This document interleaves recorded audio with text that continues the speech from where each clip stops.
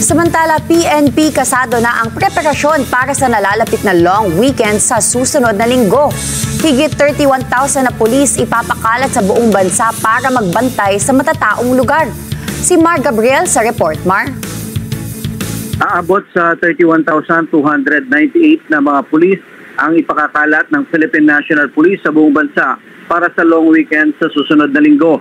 Makakatuwang nila ang halos 30,000 mga force multipliers para tiyakin ang seguridad ng publiko. Kasama sa mga babantayan ng iba't ibang sementeryo na inaasahang dadagsain ng publiko. Tututukan din nila ang seguridad sa mga transport terminal, mga mall at mga pasyalan sa bansa.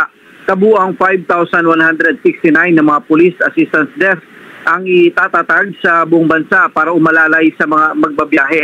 Sa October 31, ilalagay sa full alert status ang puwersa ng PNP sa buong bansa upang masiguro ang full deployment at ang mabilis na pagresponde sa anumang emergency. Wala naman daw na monitor sa ngayon na anumang espesipikong banta sa seguridad pero hindi raw nagpapakakampante ang PNP. Nakikipag-ugnayan na rin ang PNP sa mga lokal na pamahalaan, mga transport authorities at emergency response teams para pangasiwaan ang trapiko at matiyak ang kaayusan ng publiko.